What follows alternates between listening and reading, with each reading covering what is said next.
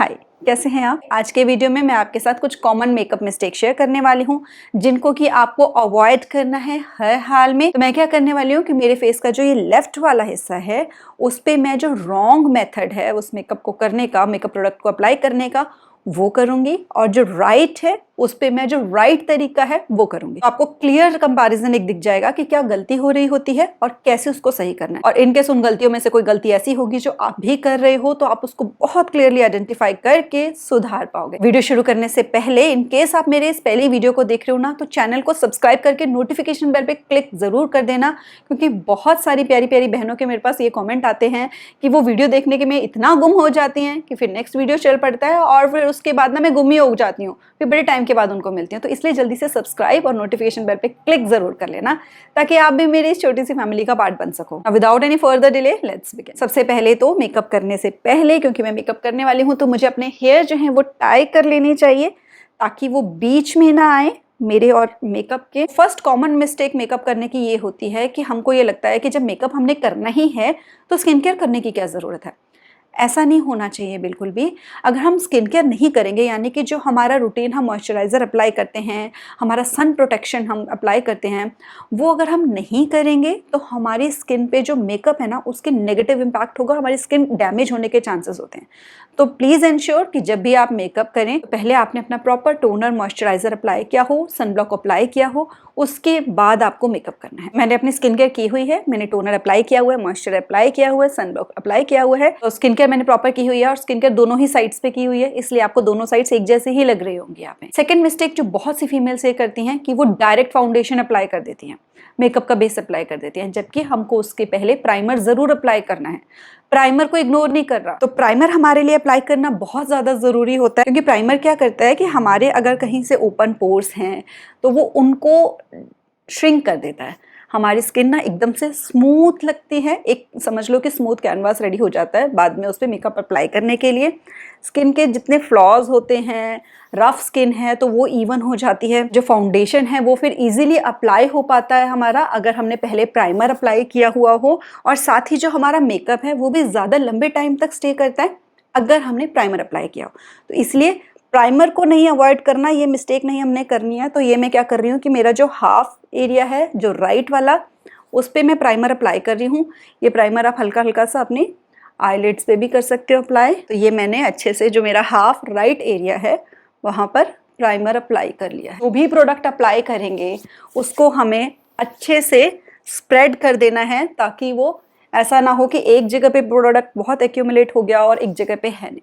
तो ये देखिए, ये जो स्किन है ये एकदम से इसी वाली साइड है वो स्मूथ अपीयर होगी, बिल्कुल स्मूथ इस वाली साइड के कंपैरेटिवली। आगे आगे जो मैं स्टेप्स बताऊंगी ना तो आप बहुत क्लियरली आइडेंटिफाई करने वाले हो कि क्या चीज़ें आपको करनी है क्या नहीं करनी है, ताकि आप जब मेकअप करो तो वो आपके लुक को और ज़्यादा एनहांस करे, आपकी ब्यूटी को एनहांस करे, ना कि उसको डल कर दे। नेक्स्ट बारी आती है फाउंडेशन की। तो फाउंडेशन को हमें क्या करना होता है कि फाउंडेशन को कई लोग क्या करते हैं, फाउंडेशन से रिलेटेड सबसे पहली मिस्टेक तो ये कर देते हैं कि वो सोचते हैं कि जैसे हम मॉइस्चराइज़र लगाते हैं ना वैसे ही हम अपने फाउंडेशन को लेंगे और फाउंडेशन को सीधा अप्लाई कर देंगे इस तरीके से। वो ऐसे मॉइस्चराइज़र की तरह फाउंडेशन को अप्लाई कर देते हैं। और दूसरी मिस्टेक फाउंडेशन से रिलेटेड क्या होती है कि वो फाउंडेशन को सिर्फ इसी एरिया पे अप्लाई करते हैं। ये फाउंडेशन को बस रफली जैसे मॉइस्चराइज़र यूज़ किया ये इस तरीके से अप्लाई कर देते हैं, कुछ ब्लेंडिंग नहीं करते, कुछ भी नहीं करते हैं उसको। तो ये हमारी मिस्टेक होती है, क्योंकि इसमें क्या होता है कि हमारी स्किन जो है वो बहुत अजीब सी अपीयर हो रही होती है, फाउंडेशन केकी लग रहा होता है बहुत ज़्यादा, क्योंकि हमारी स्किन में इतने अच्छे से ब्लेंड नहीं हुआ है। थोड़ी देर के बाद वो ब्रेक होना शुरू हो जाएगा। और दूसरी मिस्टेक क्या करते हैं कि जो फाउंडेशन है ना उसको सिर्फ फेस पे अप्लाई कर लेते हैं, इतने एरिया पे अप्लाई कर लेते हैं, तो ये भी गलती है। तो राइट तरीका क्या है कि फाउंडेशन को हमको डॉट डॉट्स अप्लाई करने हैं। अच्छा, कई लोग कंसीलर भी यूज़ करते हैं, मैं मोस्टली कंसीलर नहीं यूज़ करती हूँ, लेकिन अगर आपको कंसीलर यूज़ करना है ना तो हमेशा कंसीलर को आपको यूज़ करना है फाउंडेशन के बाद, ताकि आपको पता लगे कि कौन कौन से एरियाज़ हैं जहाँ पे कवरेज की ज़रूरत है और वहीं पर आप जाके एक्स्ट्रा कवरेज करो। तो हमको एक मिस्टेक क्या है कि सिर्फ फेस पे नहीं करना है। आपने बहुत सी लेडीज़ ऐसी देखी होंगी, इतने सारे मेकअप के वीडियोज़ वायरल हो रहे होते हैं कि उनकी शक्ल तो पूरी चमक जाती है, लेकिन जैसे ही नज़र आता है ना उनका गला, उनके कान और ये वाला जो एरिया होता है कान के पीछे वाला, तो वो रियलिटी पता चल जाती है कि फेस पे कितना ओवर मेकअप हुआ है। तो आपको जो फाउंडेशन है ना वो पूरा अप्लाई करना है अच्छे से, अपने पूरे जो एक्सपोज्ड एरिया है आपका नेक पे, आपके अपर चेस्ट पे, आपके कान के पीछे, आपके कान पे भी हल्का हल्का सा आपको स्प्रेड कर लेना है। और ये बहुत सी फीमेल्स मिस्टेक करती है जिससे कि उनका जो मेकअप है वो आर्टिफिशियल लगता है। और वो हंसी, वो जो मैं कह रही थी ना कि लोग हंसते हैं फिर देखकर ऐसे मेकअप को, तो ये वो ऐसे में ही होता है जबकि जो आपका फाउंडेशन है वो प्रॉपरली पता चल रहा हो। मेकअप कैसा है कि वो अलग से पता नहीं चलना चाहिए, ऐसा मेकअप होना चाहिए कि हर एक चीज़ हाईलाइट ना हो रही हो कि मैंने ये अप्लाई किया, नेचुरल आपकी स्किन में ब्लेंड हो जाना चाहिए। तो अगर हम ऐसे ही फेक लगा लेंगे ना बस यहाँ पर और कहीं अप्लाई नहीं करेंगे और ज़्यादा, तो उससे हमारी जो ये स्किन है नेचुरल नहीं लगेगी। देखो ये अलग अलग लगेगा, फाउंडेशन लगा हुआ है और ये चीज़ें अलग लगेंगी।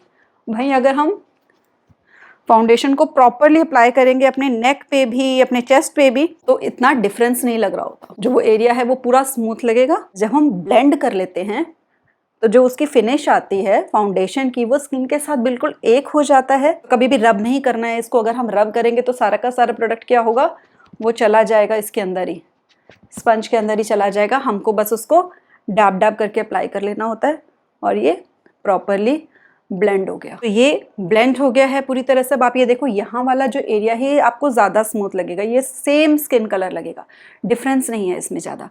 और यहाँ पर देखेंगे अगर तुम, यहाँ अलग है यहाँ अलग है और उतना स्मूथ फिनिश भी नहीं आता है यहाँ पर ना, जब हम ब्लेंड नहीं करते हैं उसको प्रॉपर स्किन में, तो वो उतना क्लीन नहीं। आप इस तरीके से देखें, यहाँ पर उतना क्लीन नहीं है लेकिन यहाँ पर जो फिनिश है वो ज़्यादा स्मूथ, और सारी स्किन जो है यहाँ पर एक ही कलर टोन की लग रही है, डिफरेंट टोन्स नहीं लग रही हैं यहाँ। ये जब पास से देखो ना तो ये प्रॉपर ब्लेंड नहीं लगेगा आपको। प्रॉपर ऐसी स्किन जो स्मूथ लगनी चाहिए फाउंडेशन लगने के बाद वो नहीं लगती है यहाँ पर, क्योंकि ब्लेंड हुआ है प्रॉपर। थोड़ी देर के बाद ये और ज़्यादा स्किन के साथ एक हो जाता है जो इस तरीके से हम ब्लेंड करके लगाएं। तो एक तो मॉइस्चराइजर की तरह सीधा रब नहीं कर लेना है, उसको प्रॉपरली ब्लेंड करना है, और दूसरा ये कि एक्सपोज्ड एरियाज जो है हमारे उन पे भी अप्लाई करना है। और अगर बहुत ज़्यादा ही डिफरेंस आपको लग रहा है आपके फेस के जो स्किन है फाउंडेशन में और आर्म्स में, तो कोशिश करो कि हल्का सा मॉइस्चराइजर में मिक्स करके अपनी आर्म्स एंड हैंड्स पे भी अप्लाई कर लो। इस वीडियो में बहुत ज़्यादा टेक्निकल नहीं जाने वाली हूँ मैं। कंसीलर, कॉन्टोरिंग, कलर करेक्शन, इन सब के बारे में नहीं डिस्कस करूंगी। वही कॉमन चीज़ें बता रही हूँ जो मोस्टली फीमेल्स यूज़ करती हैं, रूटीन में भी मेकअप में यूज़ करती हैं, इधर उधर जाना हो तो उनकी मिस्टेक्स मैं आपके साथ शेयर कर रही हूँ। नेक्स्ट हम बात करते हैं आई शेडो की। तो आई शेडो, हमें पहली गलती क्या होती है कि बहुत ज़्यादा डार्क आई शेडो अप्लाई कर लेते हैं। अनलेस एंड अनटिल आपका स्टेज मेकअप हो रहा है, आप किसी फंक्शन में हो बहुत ज़्यादा, तो कई क्या करते हैं कि वो अपने आई शेडो को बहुत ज़्यादा डार्क आई शेडो यूज़ कर लेते हैं इस तरीके से। और लगाने का जो तरीका होता है ना, उसमें भी ये है कि हमारा आई शेडो जो है वो प्रॉपरली हमारा ब्लेंड होना चाहिए। कई क्या करते हैं, ऐसे करके ये आई शेडो का ऐसे लगा लेते हैं कि बस हमको अपनी आईज पे कलर करना है, तो ये बहुत ज़्यादा डार्क आई शेडो का ये अप्लाई कर लेते हैं इस तरीके से। बस कई बार अपनी मैचिंग जो ड्रेस डाली होती है उसके कलर का आई शेडो यूज़ कर लेते हैं। तो हमको कई बार ये भी देखना है कि जो हमने आई शेडो अप्लाई करा है वो हमको सूट भी कर रहा है कि नहीं कर रहा। अब सेम भी अगर कलर टोन में अगर मैं लाइट करूँ, और हमेशा ये याद रखो कि जब आप दूसरा कलर पिक कर रहे हो ना, तो आपके ब्रश को आपको हल्का सा नीचे उसको झाड़ के हल्का सा और रब करके उसका जो प्रोडक्ट है वो हटा लेना है वहाँ से, और आपको प्रेफर करने हैं लाइट कलर के थोड़े आई शेडोज। इसी का ही कलर का मैंने जो लाइट टोन है वो यूज़ किया है। और हमेशा ये देखो कि आप इस तरीके से ना, ये एक आपकी आई का ये आलमंड शेप जो होती है, यहाँ पर ये जो उठा हुआ हिस्सा है, आपको बस यहाँ पे इसी के ये जो कॉर्नर है इस क्रीज को डिफाइन करना है। कई लोग ये क्रीज को डिफाइन नहीं करते हैं, बस रफली ऐसे ऐसे करके फाउंडेशन को लगा देते हैं, तो वो बहुत मेस्ड सा लगता है। आपको प्रॉपर इस तरीके से ये जो क्रीज है इसके ऊपर नहीं जाना है, अपना जो आई शेडो है उसको ऊपर नहीं लेकर जाना है। देन आई है कॉर्नर्स की बात। अब जब कॉर्नर्स में आप कोई और शेड अगर अप्लाई करते हो तो उसको आपको इस तरीके से अप्लाई करना है और ऊपर की तरफ लाके हल्का सा कॉर्नर पे उसको, फिर आपको अगर आप 2 शेड्स अप्लाई कर रहे हो ना, उसको प्रॉपरली ब्लेंड करना होता है ताकि वो नेचुरल लुक लगे। जब आपने आई शेडो अप्लाई कर लिया है उसके बाद आपको ना उसको प्रॉपरली यहाँ से जो कॉर्नर एरियाज हैं, जो यहाँ क्रीज थी, इसको प्रॉपरली ब्लेंड करना होता है सर्कुलर मोशंस में, ताकि वो जो है वो अजीब सी लुक ना लगे, वो मिक्स्ड सा लगे। नहीं तो आधा अलग लग रहा होता है आई शेडो, आधा अलग लग रहा होता है। तो ये ध्यान देना है कि एक तो हमको ये इतना डार्क कलर नहीं यूज़ करना, कहाँ से शुरू हो रहा है कहाँ से ख़त्म हो रहा है वो एग्जैक्ट नहीं दिखना चाहिए। देखिए ये डिफरेंस होगा, ये आई शेडो नीटली नहीं लगा हुआ है और ये आई शेडो नीटली लगा हुआ है। तो ये डिफरेंस होगा। और ये जो है ये बहुत बड़ा रीज़न बन जाता है, कई बार हंसी की वजह बन जाती है कि हमें पता नहीं होता, हमने डार्क कलर की ड्रेस डाली होती है, हम डार्क कलर का आई शेडो लगा के निकल जाते हैं और डार्क कलर का आई शेडो ना बहुत चांसेस होता है कि वो ब्लीड होगा। और साथ ही क्या होता है कि जो हम डार्क कलर का आई शेडो लगाते हैं ना, तो उससे हमारी आईज भी छोटी लगती है। नेक्स्ट बात करते हैं आईलाइनर की। बहुत सी फीमेल्स क्या करती हैं कि आईलाइनर को क्या करती हैं, सेंटर में तो मोटा मोटा लगाती हैं बहुत ज्यादा ऐसे। एक तो ना जो आईलाइनर होता है ना उनका टूटा हुआ होता है, सारा ब्रेक होता है। ये देखो इस तरीके से वो बाहर तो पतला कर देती हैं यूं ऐसे, और सेंटर में उनका सारा ब्रेक होता हुआ ऐसे आता है, ये टूटा टूटा सा एकदम नीट नहीं होता, और ये बाहर ऐसे निकाल देती हैं।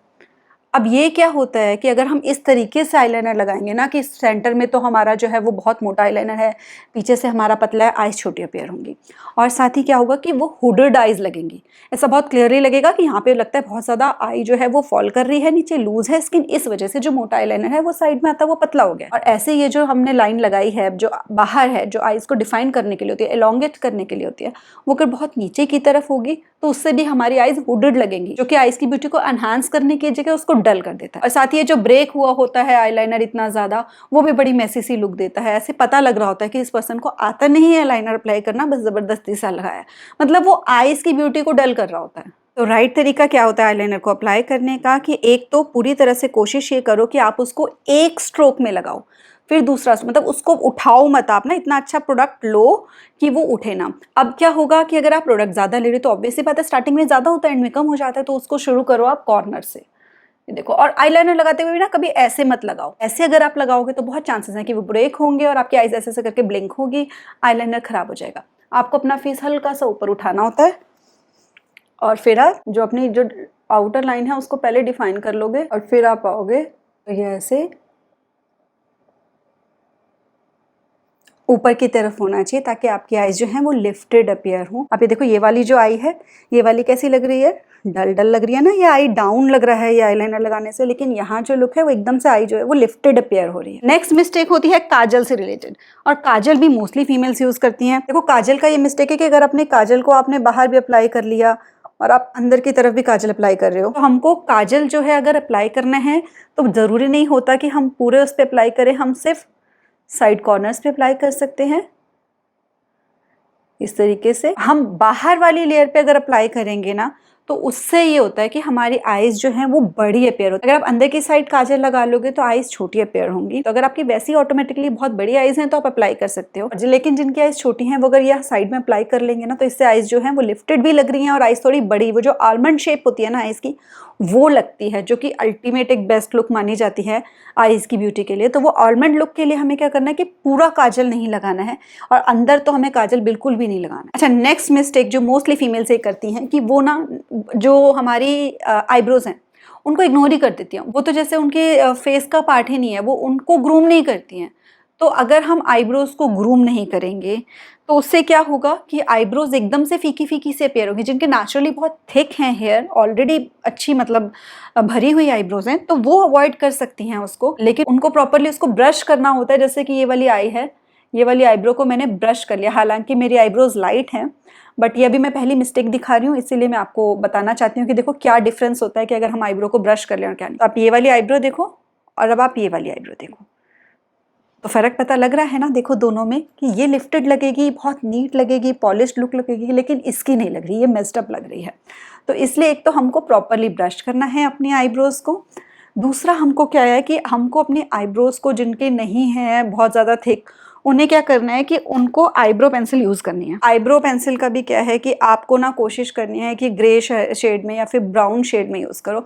आईब्रो पेंसिल भी बहुत ज़्यादा डार्क ब्लैक नहीं करनी है, जो हमारे रूट्स के कलर हैं उनसे मैच कर सकते हो आप, आपकी स्किन टोन से मैच कर सकते हो आप। अगर आप चाहते हो कि एक ऐसा वीडियो मैं शेयर करूँ जिसमें कि आपकी स्किन की नीड्स, आपकी स्किन की टोन के बेसिस पे आप पता कर सको कि आपको कौन सा फाउंडेशन, कौन सा कंसीलर, किस तरह की लिपस्टिक्स यूज़ करनी चाहिए, कैसा आईब्रो पेंसिल यूज़ करनी चाहिए, तो मुझे कमेंट करके शेयर करना। मैं एक डिटेल्ड वीडियो इस पे आपके साथ शेयर ज़रूर करूँगी। तो मैं यूज़ कर रही हूँ ब्राउन कलर का आई पेंसिल। तो इसमें हमको देखो, इसमें भी एक तरीका है कि अगर हम इसको सिर्फ इस तरीका, क्या करती हैं कि वो ऐसे करके ना एक लाइन ड्रॉ कर लेती हैं आईब्रो में, ये बहुत ज़्यादा मोटा कर लेते हैं इस तरीके से स्क्वायर बनाकर आगे से, और वो बहुत ज़्यादा उसको रफली मोटा मोटा सा कर देते हैं और प्रॉपरली उसको फिर ब्लेंड नहीं करते हैं, मतलब क्लीन नहीं होती है उनकी जो आईब्रो के लुक होते हैं। बस वो यहाँ से बहुत ज़्यादा मोटा कर लेते हैं, यहाँ से अनइवन सा होता है, और कईयों की तो बहुत ज़्यादा वो ऐसे यूज़ करते हैं जो बिल्कुल हाईलाइट हो रहा होता है कि ये एरिया पे कलर लगा है।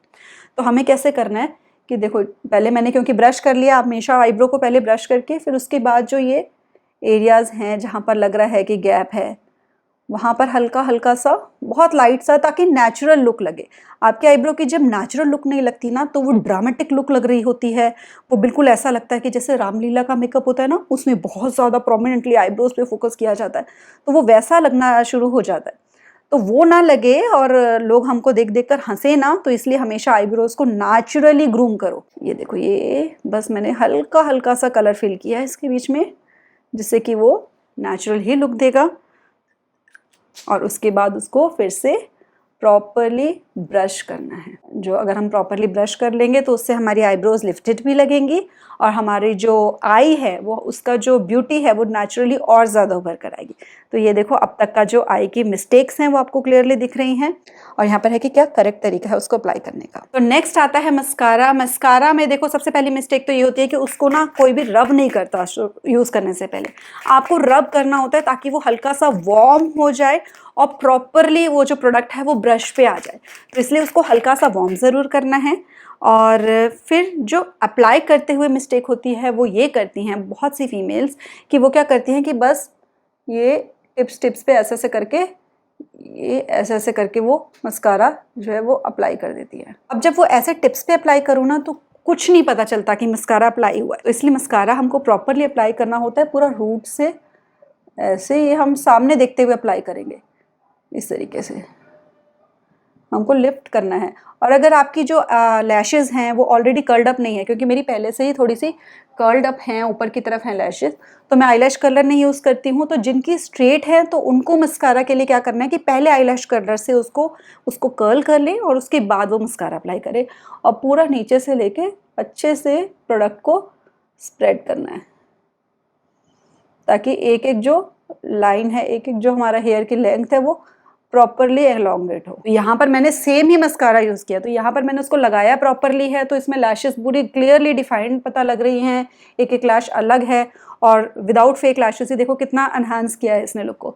लेकिन यहाँ पर आप देखो, क्योंकि मैंने अप्लाई तो किया है लेकिन बस टिप्स पे अप्लाई किया है, तो ये सिर्फ इसका कोई फ़ायदा नहीं होगा, कोई फ़ायदा नहीं होगा अगर आप उसको नीचे से पूरा जो रूट से है उससे पिक नहीं करके लैश को अपने ऊपर करो। तो ये जो भी प्रोडक्ट्स मैं यूज़ कर रही हूँ ना, इन सबके लिंक मैं डिस्क्रिप्शन में आपके साथ शेयर कर दूंगी। इनकेस आपको लगता है कि ये प्रोडक्ट मुझे भी लेना है और मेरे पास नहीं है, तो उसमें आपकी हेल्प हो जाएगी। तो फर्स्ट टाइम मैं इस तरह का कोई वीडियो बना रही हूँ, तो अगर आपको वीडियो अच्छा लग रहा है ना, तो लाइक ज़रूर करना, तभी मुझे मोटिवेशन मिलेगी कि मैं और इस तरह के वीडियो आपके लिए लेकर आ सकूं, जिससे कि मैं आपकी ग्रूमिंग को और आपकी पर्सनालिटी को एनहांस करने में आपकी हेल्प कर सकूं। नेक्स्ट होगा ब्लश।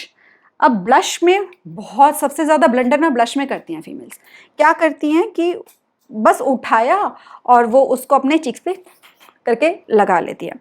अब उससे क्या होता है कि कई बार तो उनके गाल ऐसे ही लग रहे होते हैं जैसे किसी ने थप्पड़ मार मार के लाल कर रखे। या फिर वो छोटा भीम देखा है आपने, जिनके छोटे बच्चे हैं ना, उन्होंने देखा होगा छोटा भीम, तो उसमें चुटकी आती है, उसके ऐसे बिल्कुल ऐसे ऐसे करके लगा होता है यहाँ पर ब्लश।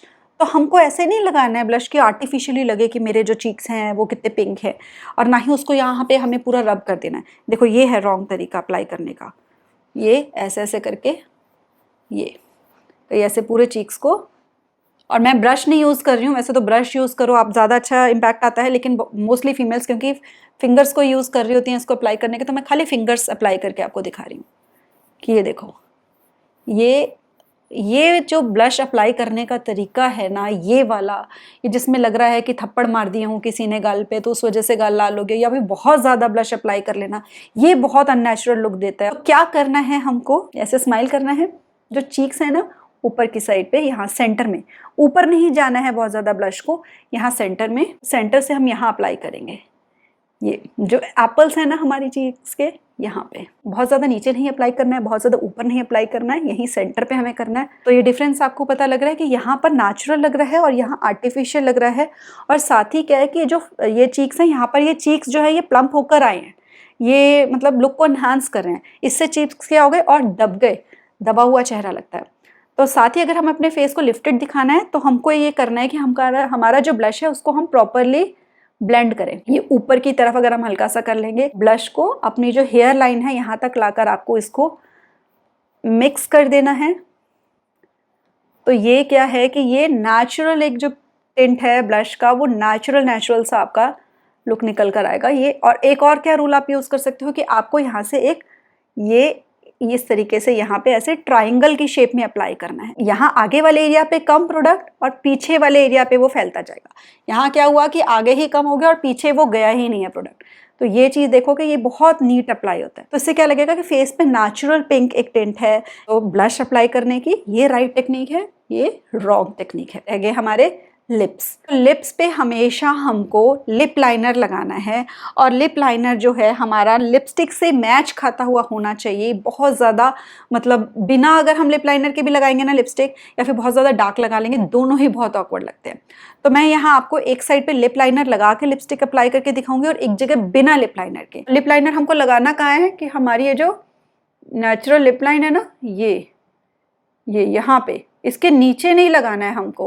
कई लोग नीचे अंदर लगाते हैं कि जहाँ पे लिप का कलर आ रहा है, वहाँ नहीं लगाना। जो उठा हुआ एरिया है ना यहाँ पे, तो हाफ में मैंने लिप लाइनर लगा दिया है अभी। और अभी भी से ही आप देखोगे कि हाफ की जो शेप है, ये देखो इसकी और इसकी शेप में कितना डिफरेंस है। तो अभी जब हम लिपस्टिक लगाएंगे, तो अभी जो हाफ एरिया है ये मैंने लिपस्टिक लगा लिया लिप लाइनर लगा के। और बाकी जो मैं बता रही थी कि कई लोग लोअर लाइन से लिपस्टिक लगा देते हैं, पूरी जो अपनी लिप लाइन है उसको यूज़ नहीं करते हैं, तो वो ऐसे लगाते हैं लिपस्टिक,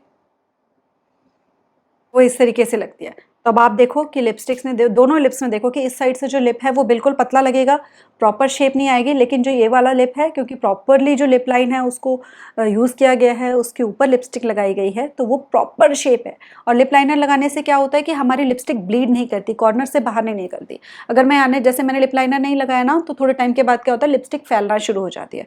तो लिप लाइनर उसको लॉक करके रखता है। और जो प्रॉपर जो हमारा ये उठा हुआ एरिया है, जो वाइट सी लाइन होती है, उसके ऊपर हमें लिपस्टिक अप्लाई करनी है ताकि हमारी जो फुल शेप है लिप की वो उभर कर आ सके। ऐसे अगर हम लगाएंगे, ये देखो यहाँ लिप पतला है और यहाँ पूरा भरा हुआ है, या पास से देखो।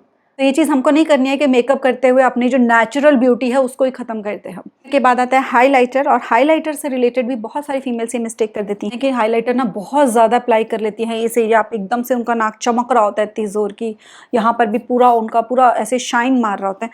तो हाईलाइटर का काम क्या है कि हाईलाइट करना। और अगर आप ये वाला जो एरिया है यहीं पर हाईलाइट करना शुरू कर दोगे ना, तो उससे क्या होगा कि आपके जो ये पोर्स वगैरह ये और ज़्यादा हाईलाइट हो जाएंगे और इससे भी ना स्किन बहुत आपकी अननेचुरल लगेगी। तो आपने जहाँ ब्लश लगाया हुआ है ये, इसके ऊपर आपको हाईलाइट नहीं करना है, क्योंकि जब आप यहाँ हाईलाइट करोगे ना तो आपके जो पोर्स हैं वो हाईलाइट होने शुरू हो जाते हैं यहाँ से। ये देखो, ये यहाँ पर हाईलाइट नहीं करना है हमें हाईलाइट करना होता है इस वाले एरिया पे, जो हमारा चीकबोन है ना, इसके ऊपर का एरिया। ये इसको हम हाईलाइटर को भी हम हमेशा ऊपर की तरफ लेकर जाएंगे ऐसे, ताकि वो एक नेचुरल लुक दे। ये आपको प्रॉपर कान के पीछे यहाँ तक लेकर जाना है, हेयर लाइन तक, ताकि वो वहाँ पर ब्लेंड हो थोड़ा सा ऊपर की साइड। ऐसे अगर हम हाइलाइटर लगाएंगे, और नोज़ की टिप पे भी आपको बस हल्का सा डैप करना है, बहुत ज़्यादा नहीं है। यहाँ पर ऐसे करके पूरा रगड़ नहीं लेना है। ये देखो कई लेडीज़ क्या करती हैं यहाँ ऐसे, तो वो ऐसा लगता है कि यहाँ पे कितना सारा वो मतलब हाईलाइट हो रहा है हाइलाइटर। अगर आप देखो यहाँ पे हाइलाइटर हाईलाइट हो रहा है, यहाँ पे हाइलाइटर नहीं हाईलाइट हो रहा, नोज़ की टिप हाईलाइट हो रही है बस। तो नोज़ की टिप हाईलाइट होनी चाहिए, हाइलाइटर नहीं हाईलाइट होना चाहिए। और थोड़ा सा हाइलाइटर आप लगा सकते हो अपने चिन पे, और हाइलाइटर आपको लगाना होता है यहाँ जो आपके आईब्रोज के नीचे का एरिया है, यहाँ पे लगाना। मोस्टली फीमेल से मिस्टेक करते हैं कि वो हाइलाइटर को सिर्फ और सिर्फ नोज़ पे और चीक पे लगा लेती हैं। तो अगर हम यहाँ पर भी लगाएंगे अगर हाइलाइटर, तो वो भी हमारी आईब्रोज को एक लिफ्टेड लुक देता है, हमारी आइज़ को भी बिगर अपीयर करता है, हमारी आइज़ और ब्यूटीफुल लगते हैं। देखो इसमें और इसमें कितना डिफरेंस लग रहा है सिर्फ ये हाइलाइटर लगाने से। और थोड़ा थोड़ा सा आप अपने यहाँ पर अप्लाई करोगे साइड्स पे, और आपको अप्लाई करना होता है हाइलाइटर को यहाँ अपनी कॉलर बोन पे भी। तो ऐसे पता लगेगा कि जो आपके अंदर ग्लो आ रहा है वो नेचुरल है, आपने हाइलाइटर नहीं पोता हुआ है ग्लो के लिए। कैसा ही लग रहा है ना मेरी शक्ल, पर चलो, क्योंकि मुझे आपको बताना था कि कंपैरिजन कैसे करना है, हमको कैसे पता लगेगा कि देखो कितना लुक में डिफरेंस आ जाता है। आप इधर की लुक देखो, आप इधर की लुक देखो, मतलब वही शक्ल है, वही प्रोडक्ट्स हैं, लेकिन उन प्रोडक्ट्स को जब गलत तरीके से यूज़ किया तो उसने क्या किया, मेरी ब्यूटी को और डल कर दिया। उनको राइट तरीके से जब यूज़ किया तो उन्होंने ब्यूटी को और एनहांस कर दिया। तो राइट तरीके से प्रोडक्ट्स यूज़ करने हैं। फाइनल मिस्टेक जो बहुत सारी फीमेल्स करती हैं, मैक्सिमम करती हैं, कि they don't invest in a makeup setting spray. Makeup setting spray ज़रूर होना चाहिए, ताकि जब आप कहीं जाओ थोड़ी देर के बाद ही वो फ्लेक्स ना बनने शुरू हो जाएं आपके फाउंडेशन के, आपके आई शेडो के। कहीं पसीने में जाओ तो वो सारा मेल्ट ना हो जाए मेकअप। तो एक स्प्रे जो एक नेचुरल ग्लो भी देता है, बस थोड़ा दूर से अपने हेयर को प्रोटेक्ट करते हुए ऐसे स्प्रे कर लेना है। तो इससे ना एक नेचुरल ग्लो भी आ जाती है, और बस इसको आपको सूखने देना है थोड़ी देर तक। तो ये देखो, अब यहाँ पर मेकअप सेटिंग स्प्रे भी यूज़ हुआ है और यहाँ नहीं हुआ है। जब हम सेटिंग स्प्रे भी यूज़ करते हैं तो बड़ी पॉलिश्ड सी लुक आ जाती है, एक नीट सी लुक आ जाती है। तो इसलिए सेटिंग स्प्रे ज़रूर यूज़ करना है मेकअप यूज़ करने के बाद। और जो ये वाली गलतियाँ हैं, आई होप कि अगर आप इनमें से कोई कर रहे थे तो उसको आप करना बंद कर दोगे। और अगर आपकी कोई फ्रेंड ये मिस्टेक्स कर रही है तो ये वीडियो उनके साथ ज़रूर शेयर करना, ताकि वो भी ये मिस्टेक्स करनी बंद करके अपनी पर्सनालिटी को डल दिखाने की जगह ये करेक्ट तरीका फॉलो करके अपनी पर्सनालिटी को और एनहांस करें। एक बार आप क्लियरली ये डिफरेंस देखो, ये वाली साइड और ये वाली साइड में कितना डिफरेंस आ गया। कमेंट करके ज़रूर बताना आपको ये वीडियो कैसा लगा, क्या आपको इस तरह के और वीडियोस चाहिए फ्यूचर में, क्योंकि अब मैं डेडिकेटेडली फीमेल की ग्रूमिंग पे फोकस कर रही हूँ और ग्रूमिंग रिलेटेड ही वीडियोस लेकर आ रही हूँ चैनल पे। बहुत सारे अच्छे वीडियोस आपको मिलेंगे, ऐसी चीज़ें जानने को मिलेंगी ग्रूमिंग से रिलेटेड जो कि आपने पहले कभी नहीं देखी जानी होगी। और कमेंट करके ज़रूर शेयर कर देना कि आपको ग्रूमिंग से रिलेटेड क्या क्या दिक्कतें आती हैं, ताकि उनके सिंप्लीफाइड सॉल्यूशंस मैं आपके साथ शेयर कर सकूँ। मिलते हैं नेक्स्ट वीडियो में। Till then stay blessed, stay smiling. नमस्ते।